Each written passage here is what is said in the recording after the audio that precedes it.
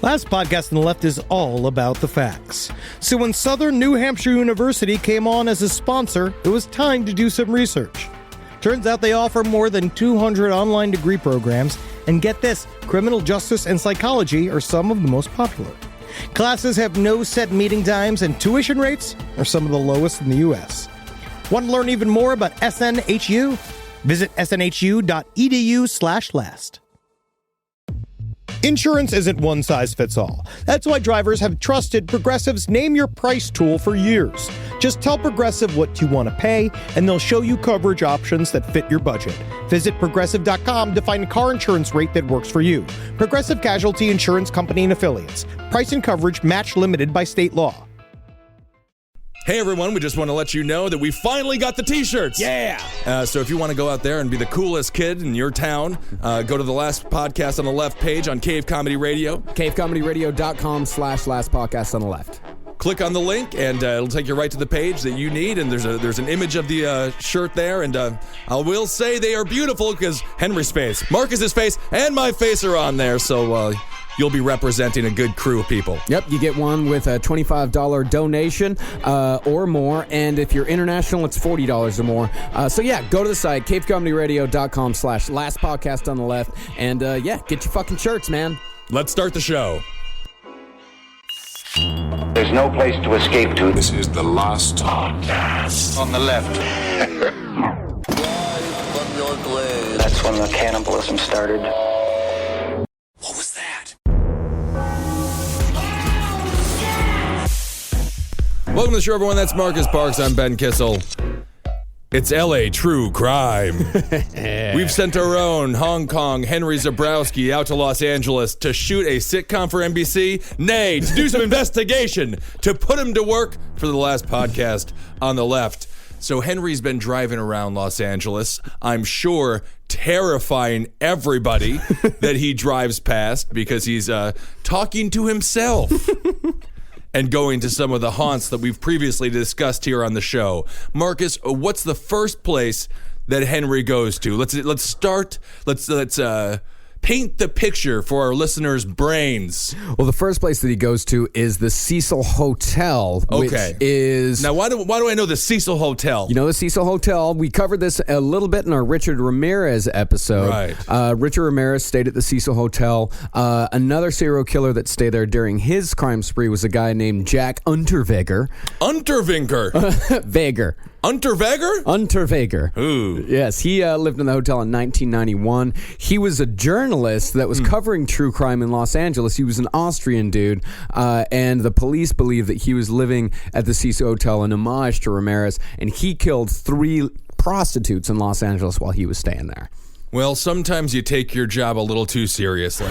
Sometimes you get lost in it. Yeah, the Cecil Hotel, it's the opposite of the Hyatt, where they're like, we've had presidents and senators and congressmen stay here. There was all kinds of terrible shit that happened there, too. In the 50s and 60s, it was a popular suicide spot. There was a woman... I love that. I love that it's like if you want to commit suicide, theoretically, you have no friends, and you're like, I'm so unpopular. I'm going to go to the most popular suicide spot around, and I'm going to show them. It's a very LA thing to have a popular suicide spot. Yeah. Here in New York City, it's just people climb up to whatever building's nearest to them. But in LA, they got to be in. They got to go to the place where all the big people have done it. This seems to be more of the place where the down and out do it. Always die a poser. If you kill yourself at a popular suicide spot, that's pathetic. In the 50s, Helen Gurney jumped off of the 7th floor window, landing on the Cecil Hotel marquee. Cool. Yeah, that is kind of cool. Yeah.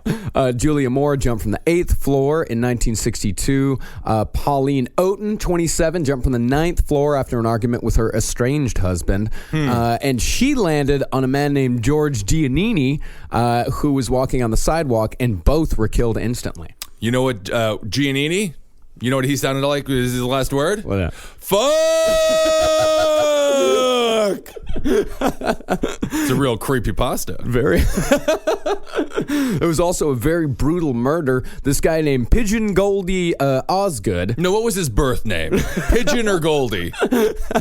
Pigeon Goldie was his nickname. Oh, okay. They called him Pigeon Goldie because he was known to protect and feed pigeons in a nearby park. Oh, all right. He was a retired telephone operator. He had been, when they found him dead in his hotel room, he had been stabbed, strangled, and raped. Interesting. Yeah. For a 65-year-old man. All that done by pigeons, huh? And they never solved any of the cases. Never at all. Judging by the dookie stains and feathers, I would say the pigeons did it. And there is...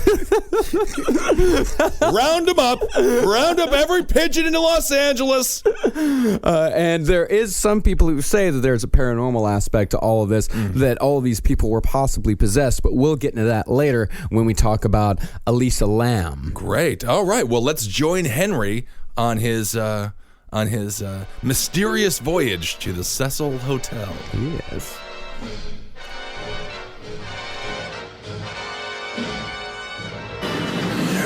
You wreck my hat? That's so funny. I flip it over and it becomes a bow. It's true. The government would not let me have a bow. So tight.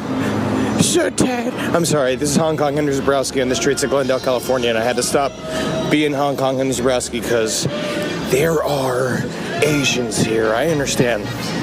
It is offensive. My whole demeanor can be offensive. Yeah, so you hear that? It's Frank Sinatra blaring in the background or something. D. Martin? I don't know. I'm out here at the Americana, just the blazing jewel of Glendale, California, about to dive into some of the true crime of Los Angeles. Now, Los Angeles, as you've all heard me say over and over again, this place is a city of broken fucking dreams. You know, I guess an angel must get one feather of its wings every time there's a pile of headshots smeared with actresses' tears. This place it's broken. People are weird and quiet. Everybody goes to bed at 10 p.m. You know, I'm up, rattling around, drinking by myself, smoking weed. New Jonestown documentary is very good. These are all things I've learned here in Glendale. Today I'm going to see some of the more notorious spots for true crime in this weird fucking city. As we know, basically a lot of murders had to happen to keep this city going. It's a city that doesn't belong here. They have to pump in the water. We're running out of water. You ever saw that? They show pictures of rivers right outside the city, and they're just streams now. There's no water here. It's a hard place to live. And so people get involved in things that are a little above their heads and they get themselves in trouble. Or they become a stickly, thin Latin American fucking monster who's addicted to candy like Richard Ramirez. I'm going down to Skid Row to check out Richard Ramirez's old hotel, the Hotel Cecil. It's going to be interesting. Heard tell of stories about Skid Row. It's very intense down there. It's like the Skid Row from Little Shop of Horrors, which is going to be very interesting. And I'm also going to see the spot where Elizabeth Short, also known as the Black Dahlia, was laid to rest. I've already done it, so why even pretend that I haven't done it? What I will say is it is a very normal neighborhood, and they do not enjoy it when you go out and lay down on the lawn and pretend to be Elizabeth Short.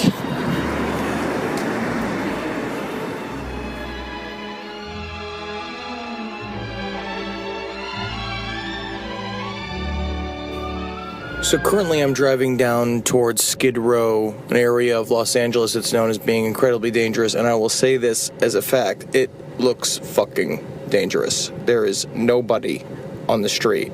I am driving around looking for the Cecil Hotel, which has been recently renamed the Place on Main because of the incident that happened to Elisa Lam. It's been reported on the podcast several times. Chinese woman that was Canadian came to LA to visit, went missing, and was found in the water tank. And people drank and showered with dead woman water for, I think they said something like 9 days. There's also the residence of Richard Ramirez during the height of his crime spree When we were talking about him walking the streets eating candy, I'm on these streets right now, and they are not fucking friendly. There is nobody here. This is a different Los Angeles than I know, which is the dumb Los Angeles. So I am still looking for it. It's technically closed, so I'm going to see if I can find it now. So stop it there real quick, Marcus. He mentions Elisa Lam. Explain this story a little bit. It was a national story, but it was huge. It's it was fascinating stuff. Worldwide story. Yeah. Elisa Lam, she was a 21-year-old Canadian tourist, and she was staying at the Cecil Hotel, and for 19 days, hotel guests, they bathed, they brushed their teeth, they drank the water of this hotel, not knowing the entire time that there was a woman, Elisa Lam herself, decomposing in a water tank on the roof of the Cecil Hotel. They said that the water had a funny, sweet, disgusting taste. Now, Elisa Lam somehow made it up to the roof of the hotel. Right. She got through a locked door somehow. Yeah. Got to a one of the water tanks up on the roof, opened up the water tank, which was actually unlocked, got inside, and drowned. Is it possible she thought it was the hotel pool? Well, what they said is Does the Cecil Hotel have a pool, by the way? God, no. All right. No, of course not. They have like a sand pit. Well, now you're going to jump in the tar pit if you want to get all cleaned up. But they found this woman in there, and the creepiest thing, not necessarily, I mean, of course, the circumstances surrounding it, finding a woman dead in a water tank is going to be creepy. Oh, But yeah. The creepiest thing was surveillance footage that was released of Elisa Lam in the Cecil Hotel's elevator right before she died. Yeah, now explain this. This very odd. She was speaking with herself, or she was speaking with an unknown entity? It is terrifying to watch. You see this girl in the elevator, and first you see her pushing all of the buttons, all of the elevator buttons. She was a jokester. Yeah. That's a practical joke on her part. And then you see her she hears something outside of the elevator doors. And by the way, this entire time, the elevator doors don't close. Right. At any point in this interaction, do the elevator doors close. So she's frantically pushing the buttons to close the door, theoretically. Frantically pushing the buttons. And you see her look out, like hiding up against the wall of the hotel. She hears something, hides up against the wall, looks out, hides again, walks out of the elevator doors, and you see her making these strange hand gestures, like the kind that you see in, cases of possession. Right. You see her wrists are twisting around, her fingers are moving in an inhuman way. And here's what I found. I found a YouTube video that claims, and it's a very legit claim, if you look at because it's a security camera, so you can see the timestamps at the bottom. Yeah. The official released video, for some reason, is slowed down by half. And this YouTube video shows the video actually played in real time, and then right next to it, it shows right next to it shows the slowed down one. And the one that is in real time is infinitely creepier because you see her, it's so much more frantic. She's moving back and forth. And the hand gestures that she does, the supposedly possessed hand gestures, are bone chilling.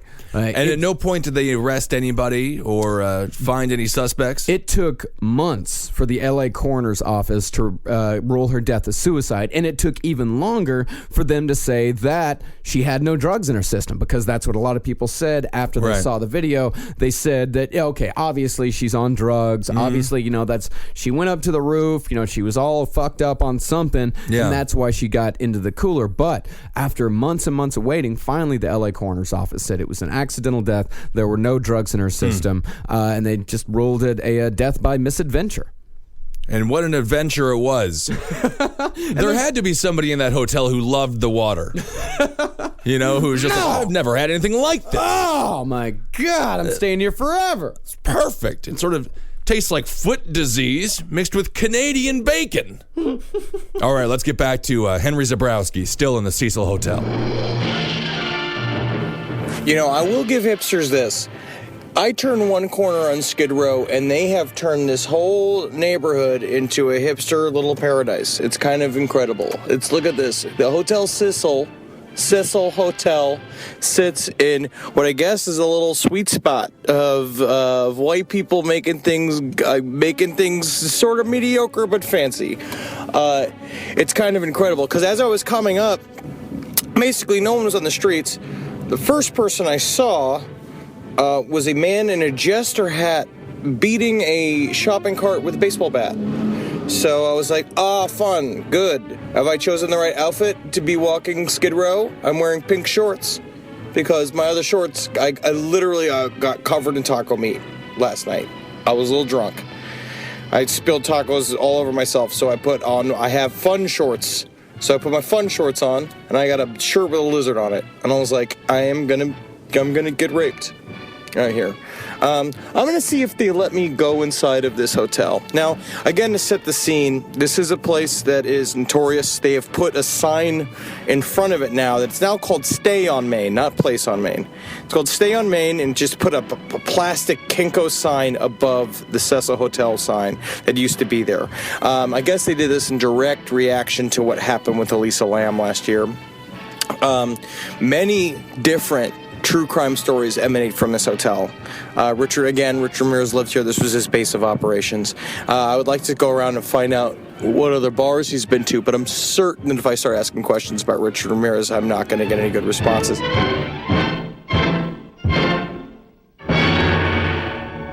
Very mysterious. I love it, man. You know, when the hipsters came for Bed-Stuy, we said nothing. I live in Bed-Stuy. When the hipsters came for Williamsburg, we said nothing. But when the hipsters came for the Cecil Hotel, we should have said something. That's pathetic. That's a Ramirez kill zone. That's a Ramirez home. That's a shrine. They're putting Connecticut muffins on the corner, Starbucks on every turn. It ain't right, Marcus. It is not. And we covered Richard Ramirez extensively in a two-parter. I do want to say this about Henry Zebrowski. He is dedicated to his craft. Very much so. Undercover Henry Zebrowski, pink shorts, lizard t-shirt. He would have fit right in if he wasn't so damn weird.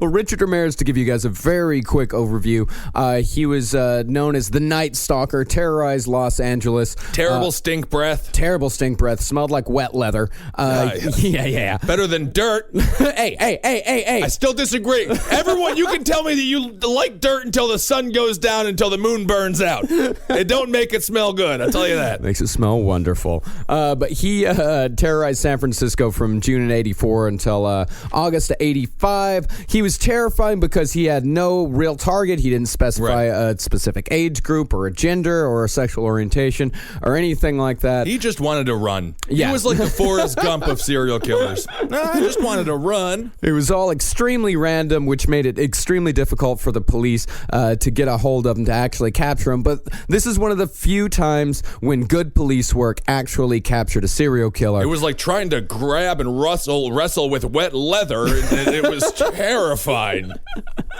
So what I found, this is something that we didn't get to cover in the Richard Ramirez episode. It's something that I really wanted to, but we just didn't get to it.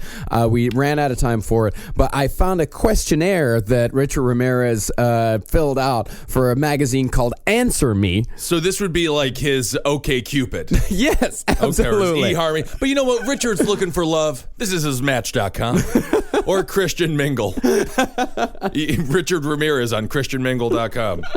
Well, this is the questionnaire that he answered in Answer Me Issue 4. He did this from prison. So they really, Issue 4. Issue 4, yeah. The magazine really had some courage here. You know, they're like, well, I don't know if we're going to make it. We better get that Ramirez interview real quick. I think it seems like he wasn't that hard to get a hold of when he was alive. Yeah. He loved talking to people. He did. I wouldn't say he was a people person, but he loved But he did like talking. He loved talking to him. All right, here's the questionnaire. Favorite sports? Okay, can I guess? Sure. Softball, bowling, pinball. Rugby, football, boxing. Tough guy. This is my kind of guy. Favorite music? heavy metal. Oh, we knew that. Yeah, we knew he loved AC/DC. We knew he loved Judas Priest, all that sorts of shit. I wonder if he knew that Judas Priest, what's the name of the head guy there? Rob Halford. Yeah, I wonder if he knew that he was gay at the time. I doubt he did. Yeah. I don't know if he cared. Didn't seem like Ramirez was homophobic. You know who also smelled like wet leather after a concert? Rob Halford. That's right. Says favorite actress, Samantha Strong. Who is that? Porno actress. Well, all right. She won the 1988 AVN Award for Best New Starlet, and she's inducted into the AVN Hall of Fame. Well, isn't that something nice? Yeah, very nice. Favorite vacation spot, and this is in all caps, Uranus. Clever, Richard. Oh, I think it's actually true, though. Yeah. If you could hang out in Uranus or anyone's anus for a long period of time, he would be totally relaxed. Favorite food, women's feet. All right. I can't disagree with that. Everyone likes to.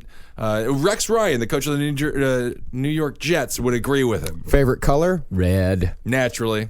And this is when he starts getting into, because we all know that Richard Ramirez, very much a case of arrested development. He never quite got out of the teenage years. All you have to do is go online, check out his YouTube interviews, and you see the psyche of a 14-year-old boy. I'll tell you that television show with Portia de Rossi, David Cross, and Arrested Development. Yeah, Arrested Development. That would have been a hell of a lot different if it was more about what true Arrested Development looks like, which is Richard Ramirez. Yeah, pastimes and hobbies, traveling and measuring coffins. And he never measured a coffin. Ramirez never measured a coffin. He's just making this up. Biggest like, cocaine. Well, all biggest dislike, hypocrites and authority. This might be Gene Simmons, as a matter of fact, filling out this questionnaire. Make a wish to have my finger on a nuclear trigger device. I would love it. What do you look for in a girl? Nice ass, good legs. Her death? Her not breathing? Perfect way to spend a date. Moonlit night drinking rum at a cemetery. He was so close with moonlit night in cemetery, but then the rum. Rum's Gotta bad. go wine. Oh, wine? I used to drink whiskey in the cemetery. Well, I'm saying if it's a date, Marcus. I used to drink whiskey in the cemetery. With a lady? Oh, yeah. Oh, all right. Oh, yeah. I got some stinky finger there in high school. Stinky finger. Take it easy. What is wrong with you? Describe yourself. Asshole and proud of it. I agree with that. Motto, live each day like it's your last. I feel like he just got all of his sayings off of bumper stickers. Like off of beat up old Chevy sedan bumper stickers. Except for this one, if you like a girl, how do you get a girl to notice you? I pull out my gun. I'm not going to say it's not an effective way to get somebody to notice you. It's not a good way to have them fall in love with you. They will notice you. Yes. Yes. How has your life changed as a result of your success? Privacy is a thing of the past. You're in prison. Yes. And was he in general population? I don't know, actually. Stinking up the whole place. I mean, I'm sure he was in some sort of Supermax facility. Well, I would imagine, but I would assume with such high celebrity status, he would have to be in solitary. It's quite possible. Huh. And finally, what's your message to your fans? Keep your spirit strong. He's a real Dr. Phil type. That's Answer Me Magazine, right? Mm-hmm. Answer Me Magazine. I wonder what ever happened to it. Imagine that zine didn't last too long. No. This podcast is brought to you by Squarespace. Squarespace is an all-in-one website platform that helps you stand out online. Yes, that's right. You don't have to smash your face with a hammer. You can just start a business. It's got everything you need on Squarespace, from securing your domain to building a professional site and showcasing your work all in one place. Let's say you want to show everybody how you can carve your ribs out of your lower abdomen so that you look more like a Ken doll. That's amazing. You can bring your vision to life with AI-powered design or curated templates, plus flexible editing tools that helps you create something that truly reflects your style, especially if you are somebody that is trying to corrupt the young men of America. That's what Squarespace is really going to help you. Squarespace makes it easy. It makes it easy for you to put all that together, and you just go to Squarespace and do it all. Thanks, Braden. Head to squarespace.com/left for a free trial. And when you're ready to launch, use offer code LEFT to save 10% off your first purchase of a website or domain. This is a paid ad by BetterHelp. You know, stigma shows up in a lot of different places. I know I had to explain to my handyman about the devil imagery in my home. I had to explain that in our home, El Diablo es bueno. And he reluctantly agreed. I think largely just because he was in my home and he was scared. But over time, he began to see, the devil can be my amigo. See, even in 2026, stigma can get in the way of a lot of things, right? My handyman almost didn't put up my floating media cabinet, right? You got to get support for your mental health. Maybe you've encouraged friends to consider therapy while avoiding taking the first step yourself because you're busy, worried what others will think, or telling yourself you should handle it alone. No, you need a team. Get therapy with BetterHelp, the world's largest online therapy platform.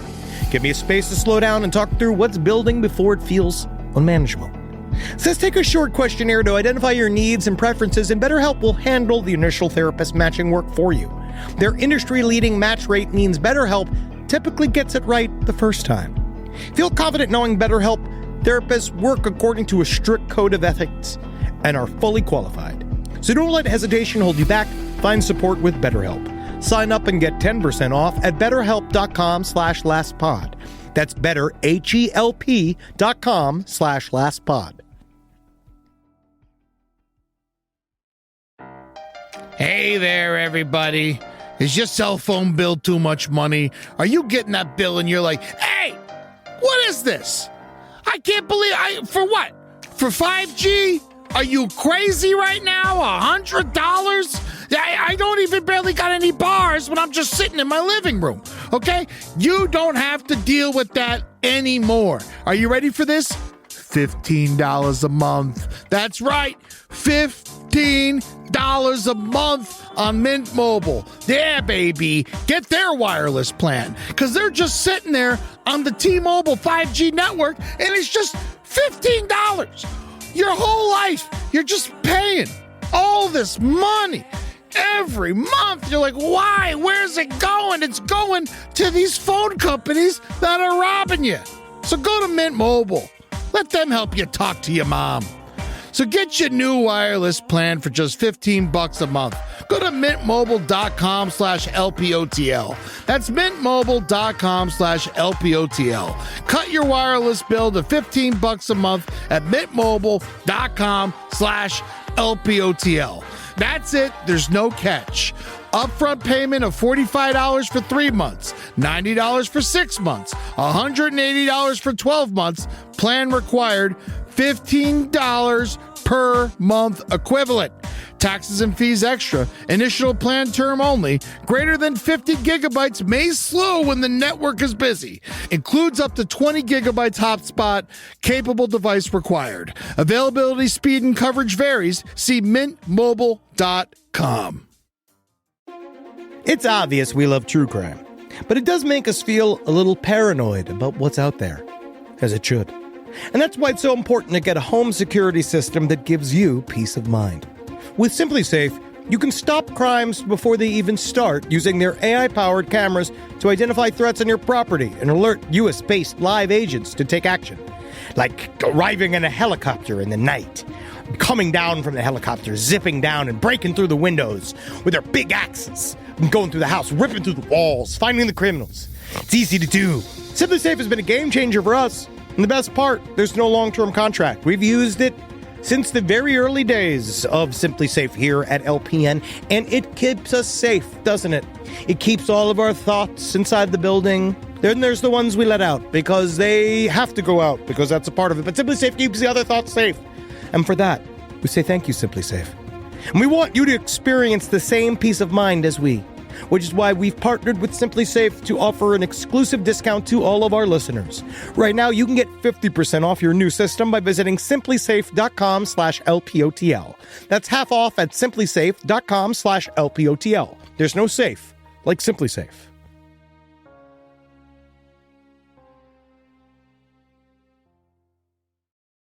All right, so we're going to pick up with Henry now. Still on Skid Row. Still on Skid Row, and keep in mind once again, lizard shirt, and pink shorts. and still in the Cecil Hotel. Still in the Cecil Hotel. LA's full of ghosts. There's stuff in this shitty city. I don't know what's going on here. Between the birds and the raccoons, and a nude woman just walked past me. Like, legitimately, a nude woman just walked past the car that I'm sitting in. I don't know if I love it or I hate it. You know? I'm pretty torn. Let me see if I can get any closer. So I couldn't get into the actual rooms. I started going towards the elevators and I was stopped. I told them I was meeting a friend there in the lobby. And that was fine, so they said I could sit in the lobby, so I just pretended to text and took a bunch of pictures. Now, it's shady as fuck. They don't, there's a lot of homeless people in there, but it's kind of all kind of painted up to look like it's all renovated, but it's absolutely not. It also smells like someone took a fresh shit in the lobby. And someone tried to pour a bunch of antiseptic on top of it. It smelled pretty gross in there. A lot of foreign tourists in there. I have no idea, obviously, of the history of the place. Took a picture of the elevator where Lisa Lamb stayed. It's fun. I'd stay there. I'd give it a shot, you know? But yeah, Rich Ramirez walked the streets, and now I'm walking around the corner. It's gross out here. Yeah, this is not a good neighborhood. Maybe it could be good. It'll be good in like 10 years once it's fully co-opted by white people. But this place it's intense. You can see how rich you fit in here. I'm walking around here, all skinny. I've seen 3 guys looking pretty Ramirez-y myself. And I'm not being racist. I'm just saying skinny, bad teeth. There's a good suit store over here. That could have helped Richard. Maybe he would find a job. He could have straightened his life out. It's beautiful in Los Angeles. It's amazing how, even though it's beautiful, you can still feel exactly how much of a piece of shit this whole fucking neighborhood is. Jesus Christ. Yeah, I'm in a bad area, and I gotta stop talking on my phone. There's a man staring at me across the street with a Captain America shirt on. So, all right, I'm gonna wrap this up. Yeah, get out of there, Henry. I'll tell you this: the streets of Skid Row. There's going to be a pig roast tonight if Zabrowski hangs around. Homeless men are going to eat like kings. They're going to eat like King Ralph in that great John Goodman film, King Ralph. I love the fact that Henry was walking through the Cecil. Is it Cecil or Cecil? I mean, I think it's up to you. You know what I'm calling it? Cecil Cecil. Cecil Cecil Hotel. The Cecil Cecil Hotel. He's walking through the hotel, and he describes homeless individuals being there, the overwhelming stench of dookie on the floor that seemed to be covered up with Lysol and some Febreze perhaps. But you know who is the only person that got kicked out? Who? Henry Zabrowski. How is that possible? The place smells like an outhouse. It's full of homeless individuals, and Henry's the only one that gets kicked out of there. What's he doing? I feel like he's a pretty obvious detective.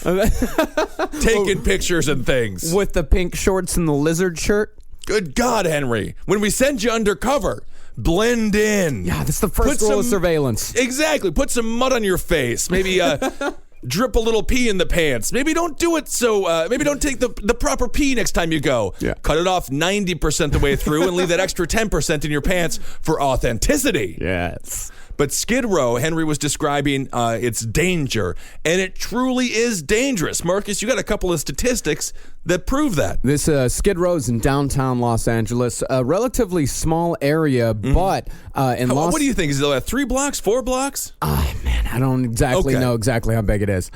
But it's a fairly small, relatively small, right? Relative to the rest of Los Angeles, but it's in Los Angeles County, and it accounts for half of the crime, literally 50% of the crime in all of Los Angeles County. It's been home to not only people, serial killers who lived on Skid Row, right? But there was actually a serial killer who operated on Skid Row itself. Just killing on Skid Row. Just killing on Skid Row, only killing homeless guys. His name was Bobby Joe Maxwell. He operated for from October of 1978 to January of 1979. He killed 11 homeless men. We got to cover this guy in a later episode because he apparently was a ritual slayer. He was an occultist. So this guy actually did bring some of the occult into his crimes, and it seems like L.A. is such a hotbed of occultist crimes. That's where I think you find the majority of them. Midwest guys, they kill for the sheer pleasure of killing. Right. But Los Angeles guys, they kill for a reason. They kill for a purpose. Seems like Los Angeles guys have more of a motive behind what they're doing. Well, and they Somewhat of a also mission. they like to dress up a little bit more. Wisconsin guys, Dahmer killed half those people in his sweatpants. You know, he had a shirt on similar to Roseanne that Roseanne would wear in the show Roseanne. Now that I look at it, I'm wearing a shirt very similar to the one that Jeffrey Dahmer wore during his trial. Well, all right. Take it easy. Don't let the colored shirt fool you. That was given to him by the detective that questioned him. It was actually a gift the detective gave to his son, and then went up to his son and said, "Son, can I have that shirt back that I gave you?" And then this is a true story. After the trial, Dahmer gave him the shirt back, and the detective went to his son, and he was like, "Here's your shirt." And the kid was like, "You know, Dad, you can keep that one, because Dahmer wore it, you psychopath." So this guy really, it was just a full buffet of killing for him. Full buffet, man. Never had to leave Skid Row. Yep, That's the killed guys like Francisco Perez Rodriguez, Jimmy White Buffalo, had a Native American in there, Frank Lloyd Reed, J.P. Henderson, great homeless guy names. Frank Lloyd Reed. He had to be the smartest one. He was the one definitely making like garbage bag airplanes, right? He was the one that the kids liked. Yeah, absolutely. Cardboard box mansions, like you went to Lloyd. No doubt about that. All right, so now we are about to pick up with Henry. Where is he at? He's actually on the streets of Skid Row right now. So he's still there. He's still there, and he is still walking down the streets of Skid Row. Okay, and as you can notice from the audio that Henry's sent in, he's getting winded. So let's hope he doesn't get too tired. I gotta say, the streets of Skid Row really do smell like pee-pee, but it really makes me homesick to be back in New York. So that is nice. The actual pee smell.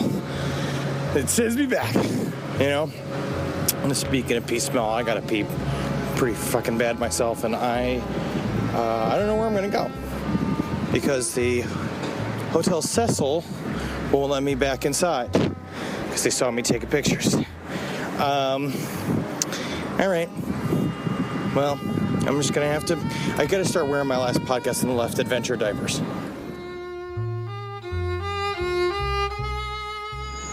Straight up walking around Glendale right now. There is a raccoon sitting on top of a garbage can. It's the middle of the day. Raccoons are supposed to only come out at night. I'm starting to think I'm getting followed around by animals. I don't know what it is. I don't know if it's like a Dr. Dolittle thing where they think that I can fucking talk to them, or they think I'm going to help them. I don't know if these animals think they're reaching out to me to be like, hey, will you come and talk to my... I'm Muriel Ramirez. Excuse me, I'm Muriel Ramirez. Will you please go to my daughter? I know now. I have raccoon dick. But please, will you go to my daughter and tell her the gold is in the vault? It's like, you just show me where this fucking vault is and I'll get it for your daughter. And then I go and I pop in the vault and I get out the gold. And I quit everything. I quit this, I quit acting, and I just go live with gold and have a good time. I'm lonely out here. I don't know if you can tell that. I'm up by a highway. Just walking around looking for crime. I think it's about time I get down to the Hotel Cecil. Well, I think it's about time I get over to the Elizabeth Short. God, I spurped real hard. Ooh. I gotta go help Elizabeth Short get released to heaven. So for my next location, I'm driving around, of course, what is LA synonymous with in true crime, the Black Dahlia murders. We've never really got a chance to cover it on the podcast because there's not much to cover to it. There's, besides one of the most grisly crime scenes ever recorded in true crime history. Elizabeth Short was, of course, found abandoned on a street, cut in half. Her face was scarred into a gruesome smile. The breasts were cut open. Because the guy wasn't a gentleman. And so now I'm driving down to this lovely, what it seems to be very sweet residential neighborhood here in West Los Angeles.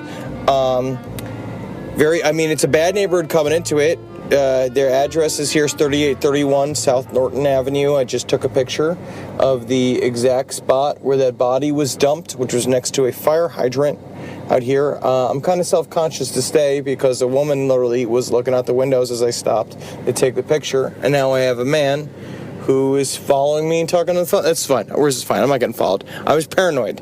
All right, I got all this weed called Charlie Sheen, and it's very strong. It's almost too strong. I saw a spider in the house yesterday, and I thought it was a brown recluse. But then someone's like, a brown recluse is really big. But I don't know. How the fuck am I supposed to know? Did I grow up in spiders? Right? Am I some kind of bug scientist? No. No, I'm not. Either way, Elizabeth Short, I'm sure the boys are going to fill in with even more information. But she died a gruesome death, and nobody knows why. I don't believe she was a prostitute, personally. I just think she had dark hair, and that was very upsetting for people at the time. I'd love to find a place to stop so I could sit and talk, but I don't really know where I'm going. And now, this man is following me. There's a man that's been following me this entire time since I left this house and stopped and took a picture. So I think this is getting a little weird. So I think I'm just going to try and find a way to lose this guy up here in a sea of traffic. Crenshaw Boulevard, making a right.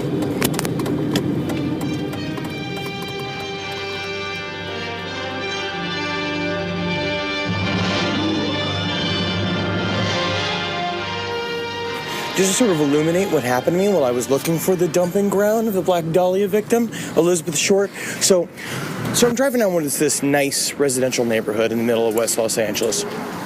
As I'm driving around, I pull up upon the address where she was dumped, which is 3831 Northrum Drive, over in the middle of this very nice neighborhood, which is like 2 blocks from an absolutely disgusting neighborhood in Los Angeles. That happens a lot out here. It's like you drive down 1 block and you're like, oh my god, is ScarJo here? And then you go on the next block and there's a man like fingering himself next to a trash can, which I guess is no different than New York, but it's very surprising because there's fucking palm trees.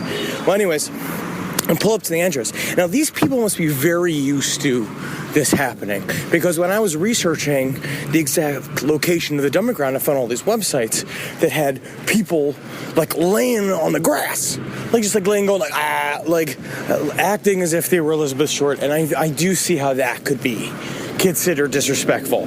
But let's just say I was just driving past taking pictures, kind of like a private investigator, which was what I fancied myself, except for the fact that I was in pink shorts and I was just sucking on iced coffee. But it was nice. It was kind of a little vacation for me. This is a fun hobby for me to have out here, which is sad. I try to describe it to people, and they're like, "Are you a murderer yourself? Is this you scoping out places for you to dump bodies?" And I'm just like, "No, I'm a normal man." And people are honking me on the streets because I'm talking. It's it's not like it's normal. This isn't normal for me to be talking to my phone. Anyways, so I pull up to the side of the road, and I'm taking pictures, and a man comes running out of the house. This is why I was confused while I was sitting and recording. The man runs in the house. He jumps into his car, he revs it up, and he comes up from behind me, basically nearly bumps my car. We then proceed to drive around this neighborhood where he is about a foot from me, following me throughout the entire neighborhood, turn after turn after turn, just looking at me. And then until finally we pulled up to a red light, and there was a turnoff to a gas station, and I just blew through the gas station and lost him in traffic. And I was like, it wasn't your family. You know what I mean? Elizabeth Short wasn't your family member. I know you don't like people. I understand. I was taking pictures of your house. You know what I mean? And I'm weird. And I literally had a shirt with a reptilian on it. So, I look like a disinfo agent, or just a true crime tourist, which LA has. And we're an obnoxious lot. I understand that. But there's no reason to try to kill me. I'm just searching for the truth. Good Lord. All right, what an adventure Henry is having so far. Yeah, and he is at the site of the Black Dahlia murders. Okay. And to give you a little bit of background on Elizabeth Short, the victim herself, Yes. Apparently in school, and Henry is right, it's a boring case. I don't care what anyone says. Well, it's a single murder, and It's the only thing interesting about the Black Dahlia murders is the gruesome crime scene itself. well, I think it's interesting because she was cut with such precision. Yeah. It's very rare. Usually, these people are more like a Kissel, Zabrowski, Parks combination at a barbecue restaurant, just tearing the meat off the bones. But this guy, he was surgical about it. She was posed in a very seductive way. Yeah. Her face was slashed so that her smile went from ear to ear, Joker style. Right. But she had the absolute worst part about it, which she had been cut, as you said, with surgical precision right in two, right above her waist. Right. And they're brutal crime scene photos. You can go and check them out. And they said that the official cause of death was hemorrhage and shock due to the concussion of the brain and lacerations of the face, which means that she was knocked on the head, she was cut from mouth to ear, and then died, and the cut in half part was done post-mortem. And the guy who killed her, of course, went on to become a plastic surgeon. He worked on the likes of Bruce Jenner, and he's worked with Mickey Rourke. He ruins human bodies. Yeah, he does. And Elizabeth Short, she was known in high school as Medford High's Deanna Durbin. Deanna Durbin. Yes, Medford's High, Deanna Durbin. The sky... It's the limit. The sky is the limit. The sky isn't the limit, I would say. There's what is it? Who is Deanna Durbin? She was a very popular film actress and singer back in Elizabeth Short's day. So popular, in fact, that in her high school autograph book, there were 10 references to the nickname, such as, to a friend worth having in Medford High's Deanna Durbin. And another said, to the sweetest and cutest double of Deanna Durbin. I mean, when your celebrity lookalike or your celebrity, when people, it should always be someone real famous. At the time, Deanna Durbin was extremely famous. Medford's High, Deanna Durbin. I can't believe she died. I mean, it would possibly, say today, it would be Medford High's Katherine Heigl. In 50 years, no one's going to know who the fuck Katherine Heigl was. 50 years? I don't know who she is now. She cried her way out of Hollywood. Katherine Heigl. She was in the Knocked Up movies, and then all she did is complain about how she got women roles. I don't know what she wanted. Terrible woman. Yes, terrible.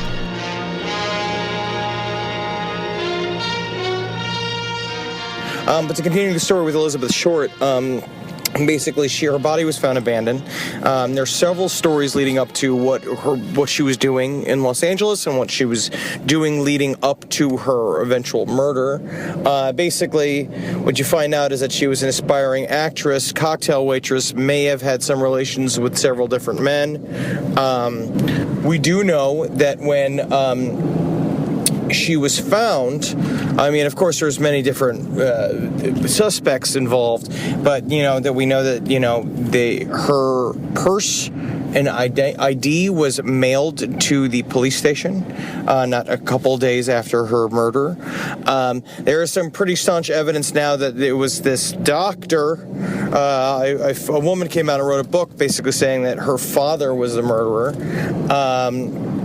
And I guess just learned this lesson and just didn't do it again. So good for him. Good for him. He did good then. Right? That's nice. It's nice to see that people can learn. Yeah, so her life was horrible. And she's dead. And that's very sad. I wish there was more to it, except for the fact that I imagine people get pretty upset when you start taking pictures in front of their house. I'll put those pictures up on the Facebook page. I only really got one before that dude started hounding me. Very interesting. Get your blood up. It's nice to be chased down the street. I feel like I'm finally doing some real satanic work here. Still gotta pee. Oh my God, do I have to piss. I'm making my way back. And so what I'm gonna say here is this. You guys start giving me suggestions of where I should go in Los Angeles. I want to do more of these. This was a lot of fun for me. It allows me to see some more of the city. I also want to hear some weird shit. I may go up and check out Rob Zombie's Halloween Land up in Burbank. It's supposed to be incredible, but I may just do that for myself. Also, if anybody's got any psychics, people who live in the Los Angeles area who wants to recommend me any psychics or past life regressionists or any people that I'd like to see and get to know in this fucking town of sin and bitchery, that would be amazing. Send me on an adventure. I have days off. It's not a hard job I'm doing right now in A to Z, but it's a lot of fun. You guys can check it out. Thursday, it's October 2nd, 9:30 on NBC. I'm just going to keep fucking plugging it because it's technically my job. All right, dudes and dudettes, I will see you in hell. Hail Satan. Hail me! I'll tell you, that was a real Uncle Jesse closing there. Dudes and dudettes. What are you thinking, Henry? Dudes and dudettes. That was great, though. What a wonderful journey that we just went on through Skid Row, Cecil Hotel, all ending with the Black Dahlia. Thank you for listening to that, and I hope you guys learned a little bit about the dangers of Los Angeles. You don't just going there and failing as an actor is the best thing that could happen. The worst thing is you get addicted to drugs, become homeless, hang out on Skid Row, and get murdered. Great journey. All right, everyone, I want to thank you for listening.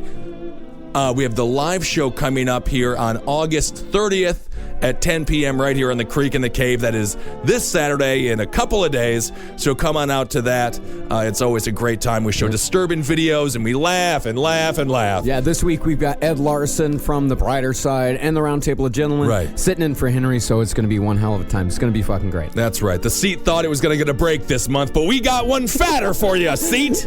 Creek in the Cave, 1093 Jackson Avenue, 10 p.m., August 30th, and let's hope to see y'all there. That's right, and that is, of course, Marcus Parks on Twitter. I'm Ben Kissel on Twitter. That's Henry Loves You on Twitter.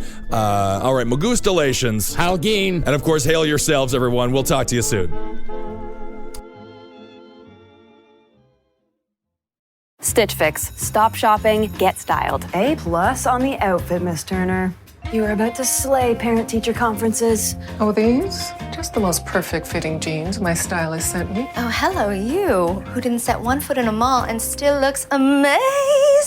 Just share your size, style, and budget, and your stylist sends personalized looks right to your door. Stitch Fix. Get started today at StitchFix.com. To my stylist.